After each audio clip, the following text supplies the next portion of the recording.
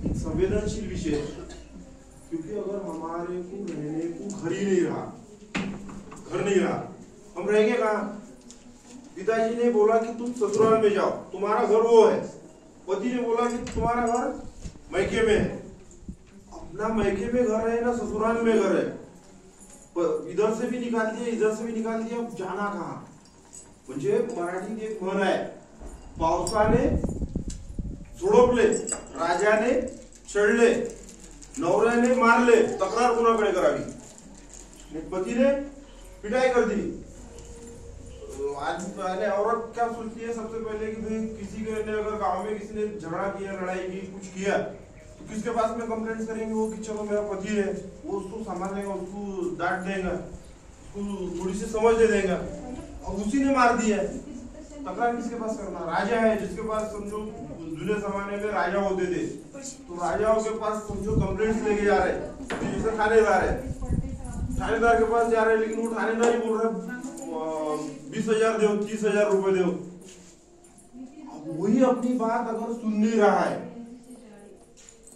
उसके बाद में तीसरा बोला मैं पावसा नहीं झोड़पले, बारिश आ गई, गिले कर दिए, तो तकरार किसके पास करेंगे? अरे यार बारिश आ गई, तकरार करने की जगह है क्या? वैसे ही महिलाओं का पति ने अगर समझो मान लो धिक्कार कर दिया या फिर प्रॉपर्टी में हिस्सा देने के लिए मनाही कर दी, नहीं तेरा कोई अधिकार नहीं है, घर मेरा है, खेत मेरा है, खेत पर मना कर दिया। और इसमें भी तो यहाँ पर मैं आप लोगों को यह बता रहा हूँ कि कानूनन आपका घर पर भी अधिकार है और खेत पर भी अधिकार है। वैसे ही कानूनन आपका जैसे पति के प्रॉपर्टी में आप लोगों का हिस्सा होता है, वैसे ही पिता की प्रॉपर्टी में भी आप लोगों का हिस्सा है। और ये मैं बोल रहा क्या, our Indian constitution are provide this situation.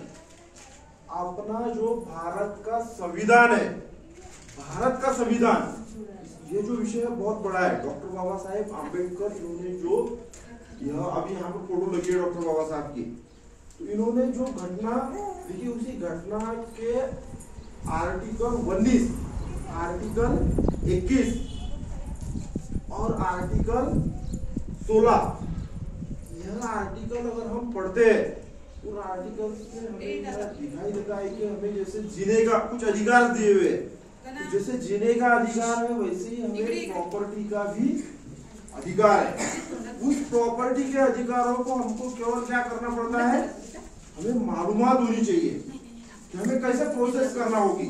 अब समझो मान लो एक महिला है, उसको उसके पिता ने प्रॉपर्टी में हिस्सा देने से मना कर दिया, तो किन परिस्थितियों में हम वो प्रॉपर्टी पे दावा कर सकते हैं? दावा मालूम है क्या आप लोगों को?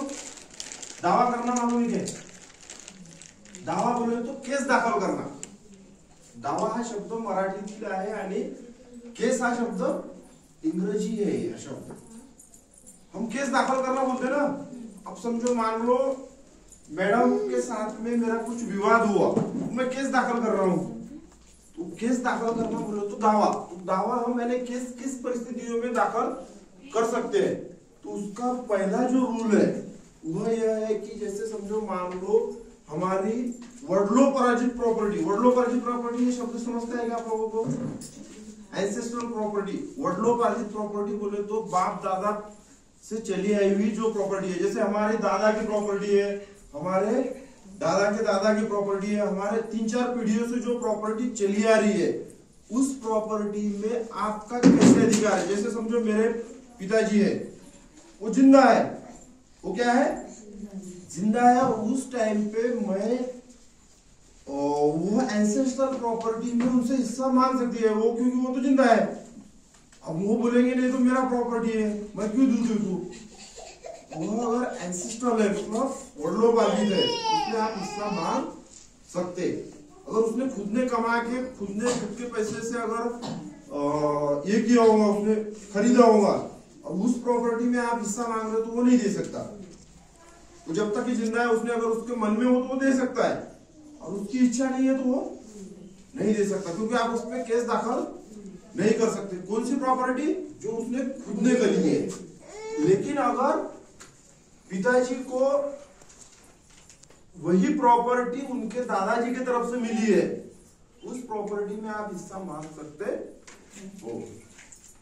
ये होगी पहली बात। दूसरी कौन सी बात बताई मैंने कि जो आपके पति ने स्वयं आपके पिता ने स्वयं खरीदी है, उसमें आप हिस्सा मांग सकते क्या? वो अगर नहीं देना चाहे तो नहीं मांग सकते।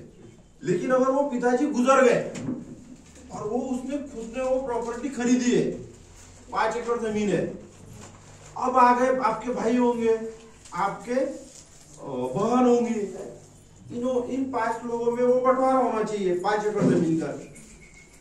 अगर समझो वह प्रॉपर्टी में भाई लोग हिस्सा देने में मना करते हैं, भाई लोग हिस्सा देने में मना करते हैं, तो उस स्थिति में आप उनसे उनके ऊपर केस भाइयों पे दाखिल कर सकते हैं कि मैं भी उनकी क्या हूं, बेटी हूं, और बेटी होने की वजह से मुझे यह प्रॉपर्टी में हिस्सा मिलना चाहिए।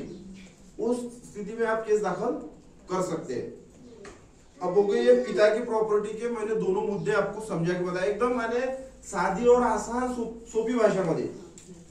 अब हो गए पति की प्रॉपर्टी का, उसमें आप कैसे केस दाखिल कर सकते हैं। जैसे समझो मान लो पति ने छोड़ दिए, बहुत सारी महिलाओं को घरेलू हिंसा जिसको बोलते हैं, मारपीट होना, घर से निकाल देना, उसके बाद में अलग अलग तरह के domestic violence act are the most important act in our country. So जो डोमेस्टिक वायलेंस यानी क्या, ये आपको इसको अगर थोड़ा सा आसान शब्द में बोले तो उसको घरेलू हिंसा बोलते हैं।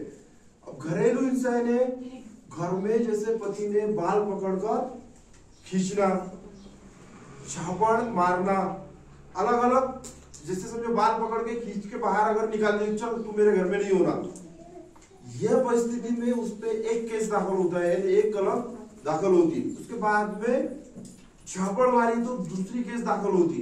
ऐसे परिस्थिति अगर समझो मान लो उसने घर से निकाल दिया पत्नी को, तो जो पोटगी बोलते यानी खावटी, खावटी शब्द मालूम है आप लोगों को?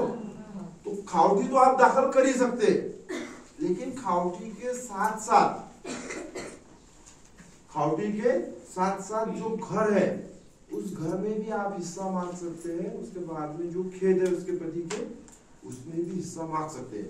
अब इसमें से बहुत सारे लोग ये बोलते, तर्क करने वाले, वो कैसे हिस्सा मांग सकेगी, उसका कैसा अधिकार है, वो तो कल ही है मेरे घर में, कल आई, लेकिन तेरे लिए उसने क्या किया, पूरी जिंदगी, हो सकता है उसकी जिंदगी और कहीं पे सेटल हो सकती थी, उसको उसके लिए जब तक वो अनमैरिड थी बहुत सारी अपॉर्चुनिटी थी, संधियां थी, लेकिन शादी के बाद में उसके पास संधि रह गया, अब कोई दूसरा उसके साथ शादी करेगा क्या?